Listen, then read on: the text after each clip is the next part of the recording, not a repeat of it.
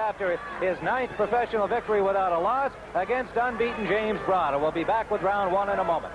With an undefeated record of 12 wins and 7 knockouts, weighing 228 1/4 pounds, wearing blue trunks with red trim from Greensboro, North Carolina, James Broad. And in the blue corner, undefeated with a record of 8 victories, 6 by knockout, weighing 198 1/4 pounds, in red trunks with gold trim, from Philadelphia, Pennsylvania, Marvis KO2 Frazier. Joe Cortez is the referee, bringing the fighters to the center of the ring for the final instructions. There's the knockdown, fighter's going to knock down the foot of the body, fighter's going down the big man 48 count. I want you to watch the low punches, continue punches, and your rapid punches. Understood? All right, shake hands, come on, fighting at the bell. Well, you could see quite a difference in the size of these two opponents today, as we see on the tail of the tape. 22-year-old Marvis Frazier stands 6'2". That's tall enough, but James Broad is 6'4". And look at the weight differential. And, of course, a slight reach advantage, too, to the taller James Broad. He is 12-0 with 7 knockouts. And Marvis Frazier with 6 KOs in his 8 pro victories. He missed a whole year in his pro career because of a bout with hepatitis, and is just now getting back into the flow of things and making his network television debut.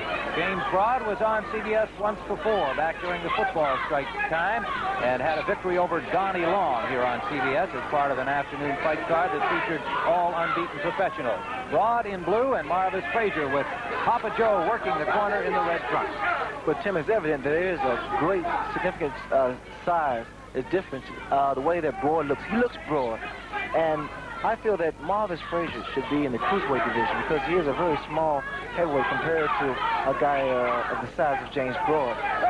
Broad currently ranked 14th in the world by the WBC, and of course Marvis Frazier hoping that if he wins here today that perhaps he can get himself at least up into the top 20, and he feels that he's not that far away from fighting top 10 fighters. Very confident, when we visited him at the gym in Philadelphia, his mental attitude seemed to be terrific. Then his mental attitude was terrific, but in the gymnasium they had him working inside and working to the body. So far he hasn't thrown a body punch, and right now he's right where Broad wants him, right at the end of that left jab. He has to get inside. And I see that's a mistake, Gil, because if you notice, when Frazier comes in, he throws his jab and he drops it. And you watch, if Broad should come on with an overhand right, it'll be a very clean punch. James Broad, born in Greensboro, North Carolina, but living in Wildwood, New Jersey. We've really got 2 local boys here because Frazier, of course, is born and raised and still lives in Philadelphia, just down the road from Atlantic City. The way this fight is going should be the opposite. Frazier should be going to Broad. In fact, Broad is the aggressor. He's taking the fight to Marvis Frazier. Marvis has a lot going against him in this fight. Broad has been a very active heavyweight. He's been in the ring. He's had a 12-round decision. He had a 10-round decision. Marvis has never gone more than 6 rounds. Less than a minute to go in round 1.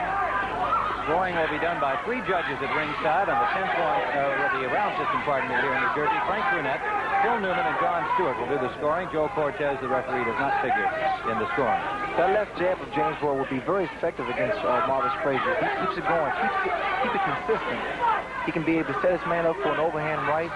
You get closer to him because Broad wants Frazier right in front of that right hand. Less than 30 seconds to go, and round 1 scheduled for 10. Unbeaten heavyweight.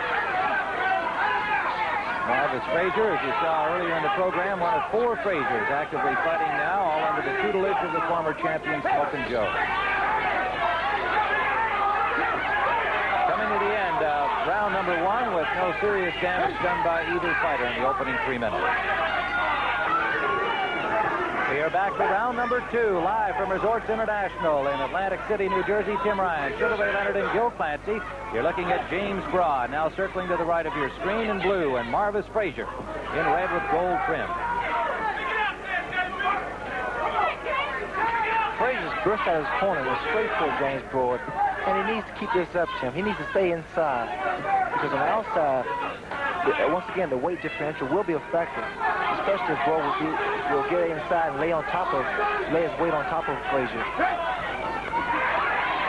Those shots, too, to the body by Broad will be a factor also. Now, there was a surprise. Broad threw 4 punches inside instead of Marvis answering, which is supposed to be his territory. He didn't throw a punch back. You think he'd want to fight inside? Well, I think he should be inside, Bill. Frazier needs to get close, smother the punches of Broad, not give him any breathing room. But here I see that Broad is able to get punches off. Just 2 fights ago against Walter Santamore, Broad went 12 rounds, winning the decision against a man who's been primarily a sparring partner for some of the ranked heavyweights, Santamore. And he weighed at 249 pounds. And he's been down in Florida getting ready for this bout. It's obviously paid off. This is the best that we've seen him as a professional, physically speaking. Tim, what just happened? That's what I was talking about. For Broad to lay on top of Frazier, weigh him down. Because that weight, it is a factor. You see here, he just out-muscling Marvis Frazier. Joe, when we talked to Marvis last week in Philly, he said he was expecting that kind of jab, and those uppercuts that Broad likes to throw, and he said he'd be inside, covering up a little more like he's doing now, but he's not throwing punches when he gets right. Now he is. Did land one right to the head, and Broad counters back. Something may happen here because they're both exchanging pretty good punches, and they're starting to land cleaner. Someone may go down. Big right hand by Marvis. He has Broad in trouble. Broad is in trouble. Big right hand. Marvis Frazier. He's hurt now. Now watch Frazier. Go to the body, just like his father. Working the body, wearing his man down. He has a big opportunity here. He's not going to let this man get away from him. Under a minute to go in round 2 with Look at the body shot. Recovers on the rope. Those body shots really stops your breathing, stops your circulation. All of a sudden now, Frazier's in control. Now he has to take advantage to stay on top of Broad. Why doesn't Broad try to grab him and hold on here? He's still dazed. Tim, he doesn't know where he is. He's now on instinct. James Broad is now fighting on instinct. Under 30 seconds to go. 200-pound Marvis Frazier punching over and under here. Somehow Broad staying on his feet, trying to survive through this round. Now punching back for the first time in about 30 seconds. Now here I see that big right uppercut scored by Broad. Frazier making the mistake of telegraphing his punches now. He's trying to load up for one punch. And that was the reason that Broad was able to retaliate and come back. What a rally by Broad in the final seconds, despite all of that punishment being rained on him by Marvis Frazier. In the final seconds, Broad managed to punch back with a big uppercut. Now let's see the punch that really did the damage. Well, the jab got through, it grazed. Now here, the right hand by Marvis Frazier land clean on the chin of James Broad. Broad knees buckle. He's in trouble. Frazier takes advantage of, connects with another overhand right. And then that right there grazed the head of James Broad. Now, interestingly, up to that point, we had just finished saying that Frazier was not throwing those punches inside. He had come in covering up, but wasn't unleashing once he got close enough. And then all of a sudden, bang, out came the big right hand. Well, what happened, Tim, was Broad committed a no-no. You never throw an uppercut from outside because a straight right hand will beat that punch every time. That's what happened. And he did a good job of just surviving through that punishment thrown by young Marvis Frazier. And then in the final second, he actually backed up Frazier with an uppercut lead. So we're into round number 3. A big round for Marvis Frazier in round 2. We have to see how much of an effect that barrage of punches thrown by Marvis Frazier had on James Broad, and also the amount of punches that Frazier threw, whether or not he punched himself out. Tim, I noticed another thing, another question was answered. Broad stops Frazier so easily in the amateurs. A lot of people question Marvis's ability to take a punch. But he got hit with a right hand in that round that could have taken his head off, and he stood up pretty good. So I think that question's been answered. Round 3, there's that snapping jab, and Broad still showing he's got snap in his punches. How the legs are, we'll see as we go along. Left hook grazing the face of Broad as he backed up. Round number 3 scheduled for 10. James Broad, of course, unbeaten as is Frazier.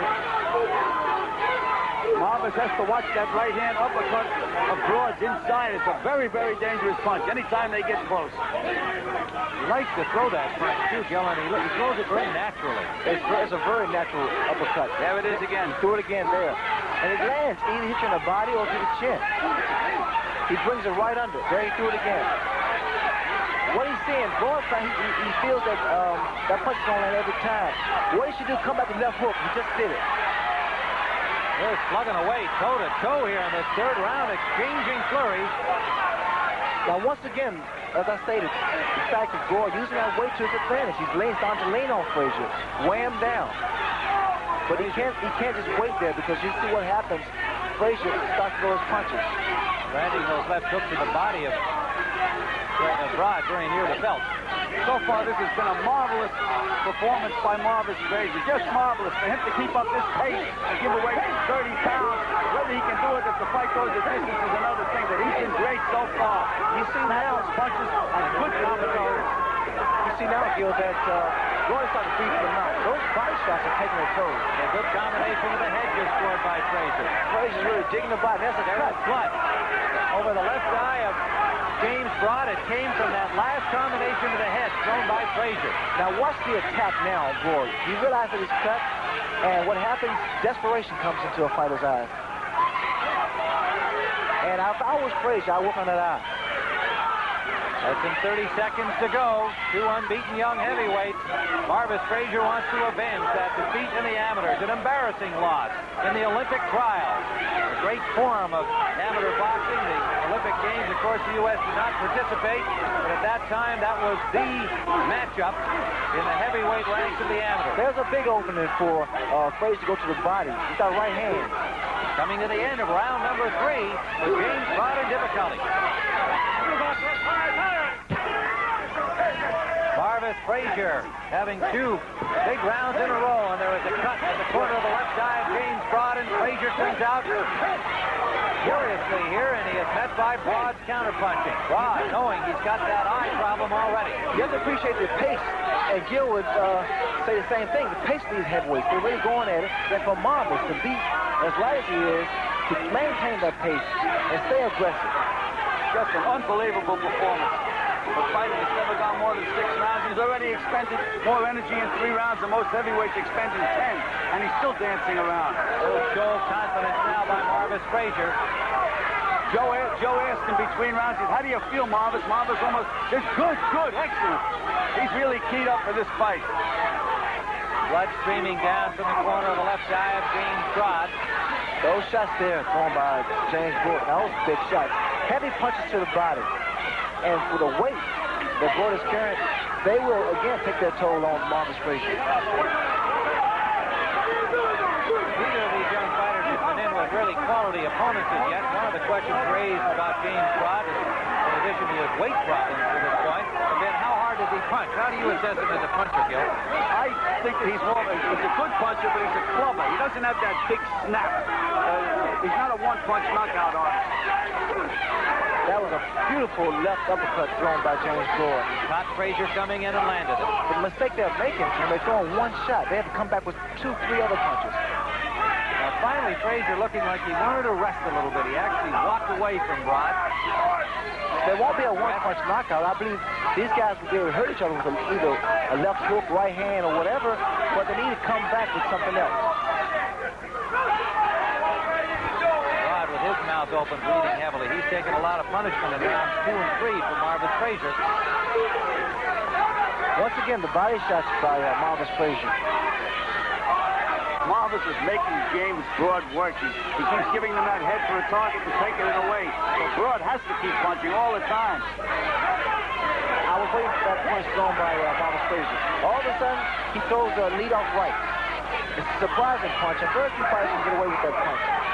Well, we better not get nails throwing it, though, Ray. It takes a lot of speed, Gil. You have to really time it. And like that, now that was very, very dangerous move on the part of Marvis Frazier, because now Combination by Broad, Broad's coming coming to the back. body. Unable to back up Frazier, though. Those are 2 heavy body punches, Ray, and he didn't back him up at all. well, those the uppercuts to the chin are most effective by James Broad. Coming to the end of round number 4. James Broad and Marvis Frazier. What a pace they've set. 2 big heavyweights.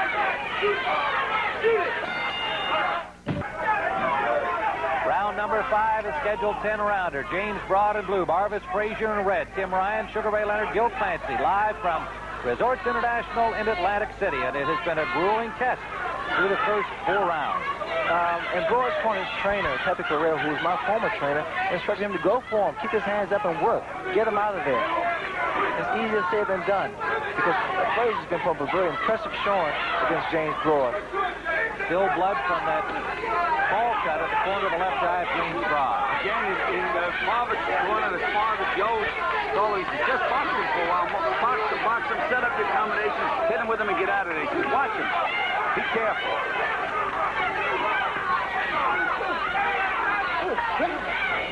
I like those shots thrown by James Broad.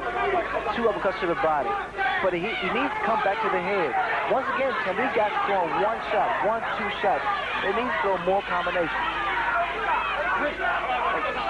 Strangely enough, up to this point, it looks to me like Marvis is in better condition. Broad is getting tired. Frazier's putting a lot of pressure on him. Well, he's making him work like you stated earlier, Gil. Frazier's in there. He's making every move count. He's moving his head. And Broad, he has to work. He's keeping Broad busy, which is good. Right, he can't relax for a second, Broad. You see what happens when Broad relaxes. He's dangerous inside, though, Broad, with that right uppercut. Both fighters have had 2 fights in 1983, but remember, Marvis Frazier did not fight at all in 1982 because of a problem with hepatitis keeping him out of action. And then he was recovering during that time also from surgery to repair the pinched nerve in his neck. From the very beginning, I thought that the best strategy for Marvis was to stay inside. But now that I'm watching this fight, I feel he should get his punches in, get out, just start the same thing over again. He shouldn't lay it too long because those uppercuts thrown by James Broad has been landing. The body shots, too, have been very effective. That's right, and he has all that weight leaning on him, too, Ray. He is better off when he moves around and attacks from an angle. Because here Frazier doesn't want to stay there. He doesn't want to be a stationary target because all that weight leaning on a guy, especially heavyweights. Broad's mouth is wide open now. He's gasping for air. 3 minutes to go, round 5. And he's gasping because he has to work for everything he get out. Every punch he throws, he has to work for it. Every punch that lands, Frazier's making him work for it. That uppercut thrown by Frazier was a very good punch. But once again, it's 1 punch. He needs to put something behind it. Add some more punches to that 1 big punch. To the end of round number 5.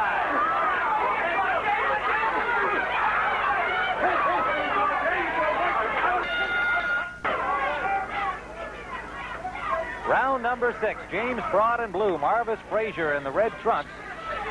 And so far, a surprising performance by the smaller Frazier, showing both strength and stamina. Broad has had 4 more professional bouts. You mentioned Frazier was out all of 1982 with hepatitis. Frazier has to watch out for those uppercuts. They're starting really to land more consistent now, thrown by James Broad. The lateral movement is somewhat throwing the time and the rhythm off of James Broad. But I'm afraid that what's going to happen is Frazier's going to reach in too soon and too fast. The fact that Broad's going to be able to counter. Rod Corner did a good job in that cut deal between rounds here. So far, no blood. It had been starting to bleed at the beginning of each round. Well, the cornermen have done a good job, Tim, but what happens is every once in a while Marvis nails him on the cut again. That's what opens it. But they have done a wonderful job on that cut. Yeah, wouldn't you say that uppercut is so naturally thrown by James Broad? He just turns it under. Well, but Marvis is going to have to nail him with a couple of left hooks when he throws it, Ray, because when you throw that uppercut, you are wide open for a short hook. But he's been getting away with it so far. That's his best punch, no question about it. And those shots there thrown by Broad to the body, both sides of the body. This is an absolutely amazing performance by Marvis Frazier as far as I'm concerned. The guy was inactive for an entire year, only had 2 fights to come back and fight at this pace and give away this weight. Just an amazing performance. Oh, those shots. He's getting hit some shots in the body by Broad right now, I tell you. 238 pounds. He lifted Marvis right off the floor with that 1 uppercut. Well, Marvis is in tremendous shape to take those big body shots by Broad. Let's be fair to Broad, 228 for this fight, not 238. Okay. I don't think he wants to hear that. I meant the 30-pound weight differential. Right. That's what I'm talking about. He's a heavyweight, you a middleweight, buddy. Thanks, Ray. He's been up there, and so we sure want to make sure he gets credit for getting down to 228 for this one. There seems a slight flow of blood now from that left eye of James Broad. Yes, it is. Which means the punches of Frazier started laying again. Well, James is firing again. Mouth is wide open again, gasping for air. That was a beautiful combination. But every time the Frazier hits him, Broad comes back with something. Oh, he's game. He's game. These are 2 game heavyweights. With 30 seconds to go in the 6th round. And it always happens When there's a few seconds left in the round, these guys throw so many punches and land, they rock each other. Someone may go down. What a heavyweight fight. Absolutely great. It's amazing. Coming to the end of round number 6. And again, they finish with a flurry. Someone should have went down, Tim. This is round number 7 of a scheduled 10-round heavyweight bout. The pace has been furious from the opening bell. James Broad in blue getting down to 228, getting himself into shape for this rematch of a one-round victory he scored over Marvis Frazier in the Olympic trials in 1980. For Marvis Frazier's part, after a year off, 2 fights in 83, weighing in at 198 1/4 and not showing that he's intimidated at all by the weight differential. Between rounds, Joe told Marvis, don't give him any room, stay inside and throw your punches fast. Quick combinations, no one punch. Well, that's Sure you hit him with the last punch. That's the mistake Marvis has been making. He throws one shot. Although he's been getting some combinations in there, both fighters are just relying on one big punch. And a better look at the cut on James Broad's left eye. It is actually on the eyelid, just under the eyebrow. Ralph Citro working on it between rounds has done a good job so far, keeping it from being a factor. But we still have time remaining. We're in the 7th round. A big heavy right hand by Broad.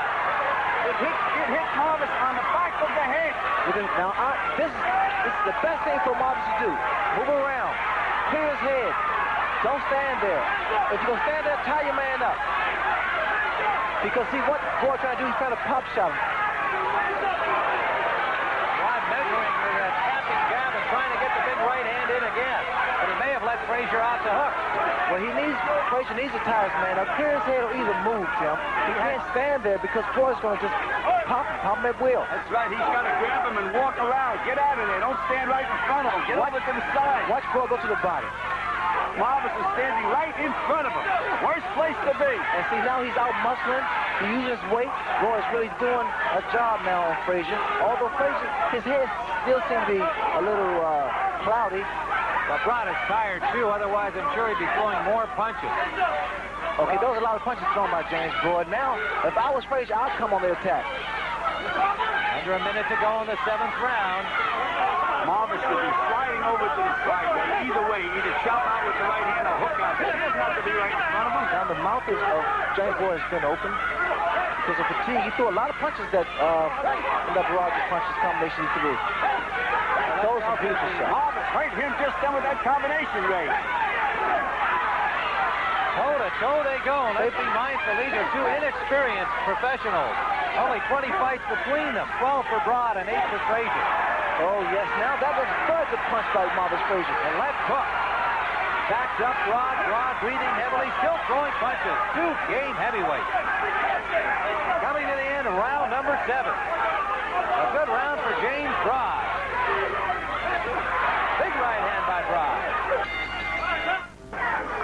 Round number 8, a 10-round heavyweight bout, and what about it has been? James Broad and Marvis Frazier, 228-pound James Broad, 198-pound Marvis Frazier, and the pace has been grueling, and these 2 young men have really put on a show.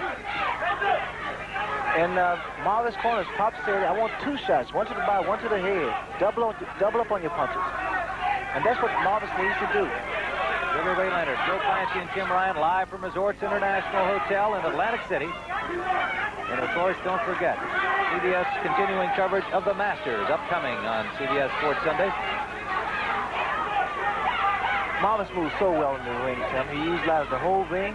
He gets hurt, and he did the right thing. He moved, cleared his head. One time he stayed against the ropes too long because gave Broad a chance to really unload some big punches. But he got out. He cleared his head and was able to come back. As you pointed out today, Marvis moves very, very well on his legs. I'd just like to see him do a little more side to side. He moves almost all the time to his left. I think he'd confuse a big guy like Broad by starting to go one way and then go back the other way. I would agree, Gil, because Marvis moves very well on his feet. And that lateral movement, side-to-side movement, would really throw off a big guy like James Broad. Broad pushing him, using that weight.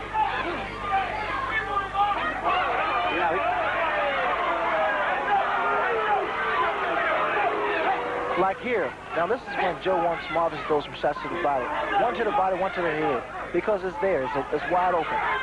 Marvis is really starting to show signs of fatigue, too, though. His mouth is wide open, the same as Broad. Both gasping for air. And, well, they should be at this pace. I'm watching the knees of both fighters. They get with a good shot, then all of a sudden the knees are buckled.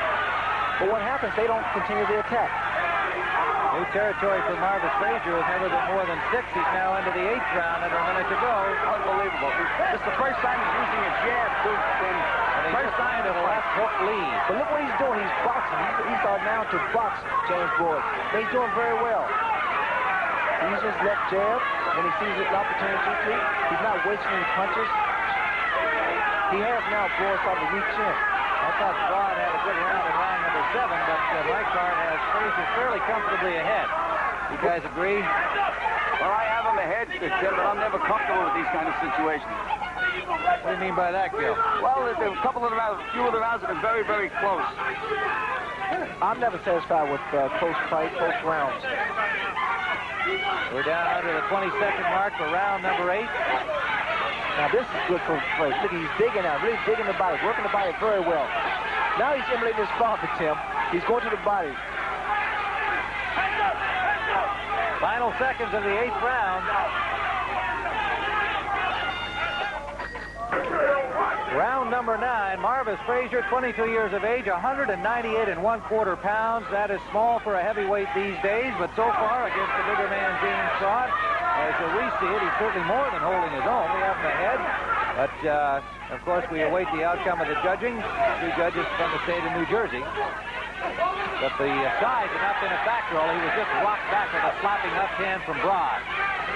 Apart from that uppercut, that seems to be the style of punching by James Broad. Clubbing, slapping kind of a swing, with the exception of that uppercut, which he throws well with authority. You know, I see the punches that really daze and rock. Frazier's punches like on the back of the head or on the top of the head. That seems really to buckle the knees of Marvis Frazier. And I thought earlier that this would be too much weight for him, but I take it back. Marvis Frazier can deal with the big guys. I agree with you, Ray. I agree with you. He makes up for that weight differential with speed. He moves around well, moves on his legs. He looks like a light heavyweight in there. He moves so well. And James Broad is tired again. Yeah, because normally he would throw an uppercut. And here he's just looking at Marvis Frazier. Round number 9. It's a 10-rounder up. Big right hand. The biggest right hand of the fight. He caught Marvis coming in right on the chin, and nothing happened.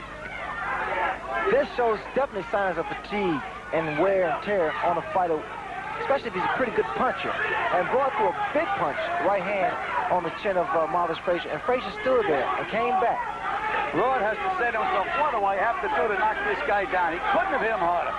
In his last 3 fights, Broad has gone 10 and 12 in 3 rounds. As we mentioned, Frazier's never been beyond 6 in his first 8 pro fights. Now watch Frazier work. You see him working here. He's working the body. He's just like his father said, stay inside, stay underneath. Ray, but he's in a position now he can start pushing and steering Broad around. I just don't like him right in front of the guy. I don't either, Gil. You should give him more angles. Under a minute to go in round number 9. James Broad, despite showing signs of fatigue, is not backed up in this fight. He stayed right there, thrown as often and as much as he's been able to. I'm impressed with the Broad's conditioning also. I mean, he's in tremendous shape to maintain his pace. In fact, being hit by some of his punches. Using those angles I was talking about. Ray danced over to the side, came back in front. And you see how effective it is. There he is, side to side. And back in front. He's giving more angles to Broad, and see, Broad doesn't know where he's at now.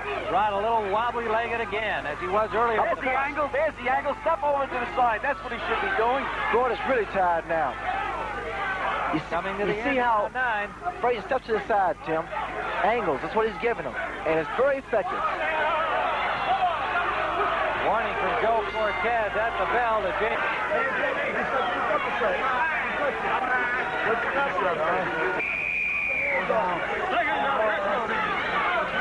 We didn't hear a great deal of what Joe had to say, but he was very calm.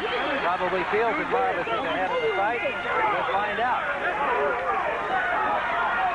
Final round. James Broad and Marvis Frazier, and they've put on some kind of show here in Atlantic City today. Tim, I want you to tell me when you've seen a better heavyweight fight. What a Well, fight. I think I've seen a few, but this one certainly has more than lived up to its billing, because the question was, the quality of James Broad through 12 pro fights and whether or not Marvis Frazier was big enough. And I think both of those questions have been answered. These two young men have shown they are worthy professional heavyweights. I think that wasn't the issue, Tim. The fact of the quality of fighters and the fact of conditioning will be a factor, the weight differential. But here, I guess they proved all of us wrong. Tim, also, it's been whispered in the boxing business, as we all know, that Marvis can't take a punch. He sure proved to me today that he can take a punch. Well, there was even some question as to whether he wanted to fight. Was he being pushed by his father, Joe, and did he really want a pro career? He was so enthusiastic in his preparation for this bout, and certainly through into the 10th round here, he has retained that enthusiasm. That's that doubling up, like Pop said. So Marvis, go to the body, go to the head, and get a very good job of working the body, working the head. They're both tired, though, right now. Anything can happen in a round like this, but both guys are a little tired. I like now the way that Marvis moves his head, especially when he's on the move. James Broad, 12-0 with 7 knockouts. A victory over Marvis Frazier in the amateurs, a one-round knockout in the trials. The rematch here, he wanted to prove that that was not the fluke, but the Frazier family called it. But he's had his hands full with Marvis into 10 rounds of professional boxing here this afternoon. You see what's happening here, Tim? Broad now is trying to outmuscle and use his weight, which may prove to be a little too late now. Because here, Marvis comes back, and Broad once again works the body. He retaliates. There's some blood near the right eye. Low blow by Broad. I don't know whether that's Marvis's blood or James Broad. Under a minute to go in the fight, and they're still throwing leather. Broad trying to get some leverage in his punches. Big right hand by Frazier scored. Oh, Broad in desperation, firing away. Is he firing away? They told him he had to win by a knockout, Tim, and he's trying. Look at the combinations thrown by Marvis Frazier. Now, both of these fighters are tired, but the desire to win. Oh, these guys are throwing some big shots. Broad will not back off, and Frazier scoring effectively inside, and James Broad desperately trying to land the big one. Watch what happens when Broad goes to the body of Frazier. He raises him off the canvas, and then in return, Frazier comes back. He comes to the body, comes back up to the head. A weary James Broad finally getting a little bit of rest, muscling Frazier to the rope. Impressive fight by both fighters. James Broad felt he could not win a decision here today. He thinks that the height of the Frazier family would give an edge to Frazier in a decision bout. Whether that's a factor or not will be determined shortly. And they have put on quite a show through 10. Marvis Frazier and James Broad, two young heavyweights, putting up quite a battle in Atlantic City, New Jersey today. And we'll be back with the decision in just a moment. All right, Dick, I believe we're ready for the decision. And let's go to ring announcer Michael Buffer.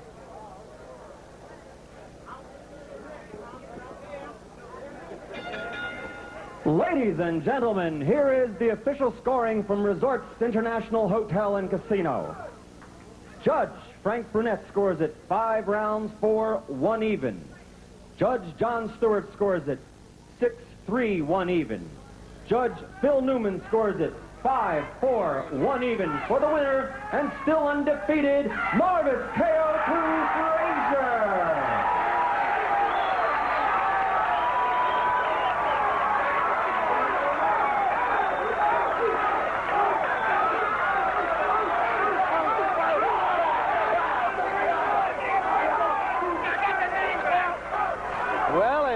See, and obviously elated Marvis Frazier, really enjoying this victory. It is a rematch win for him. We've asked James Broad to come over, and Marvis Frazier has asked him to come over. What a fight. What a fight between these two guys here this afternoon. James, we appreciate your coming over. That was a close decision as seen by the judges. You both put up an incredible fight. I know how much it meant to Marvis Frazier to kind of regain the win that James Broad scored over you in the amateurs. Let's talk first about your reaction. First, I'd like to give thanks to my Lord and Savior, Jesus Christ, because without him, nothing this would have been possible for me to do.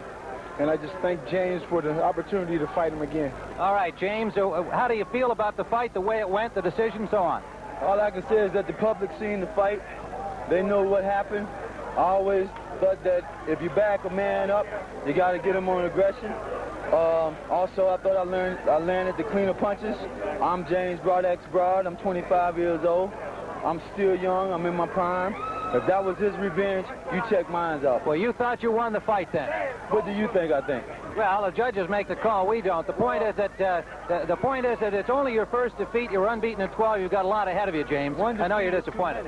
Well, okay, but it shouldn't be. Congratulations. All right, congratulations to Marvis Frazier, the winner here today against James Brown. And let's go back to New York and Dick Stockton. Tempo tonight, and we'll see what happens. All right, that's enough in itself. But I tell you what, also on the card tonight, we've got heavyweight Marvis Frazier, the son of Smokin' Joe Frazier, the former world heavyweight champion, taking on Phil Brown in a 10-round heavyweight bout. And how do you see that one? Everyone in boxing, and everyone in particular, including myself, want to see what else Marvis has left. His last.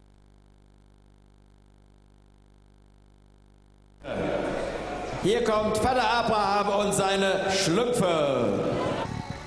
Indeed, Artur Abraham from Yerevan in Armenia, but based in Germany. And as I say, he's made a very good start since his debut last year. All 9 wins coming inside the limit. And Christian Oscar Zanabria, well, he's a former Argentinian champion, won that in 2002. Lost it in his first defence, by the way. And tried for the Argentinian title last time out. Well, Abraham coming to the ring dressed as a Smurf. They really do have some very extraordinary gimmicks in German boxing. And the first time I was at the Max Schmeling was when I saw Joe Bugner against Scott Welsh. And what a night that was. By the way, 3 of the 4 Zanabria losses have come inside the limit.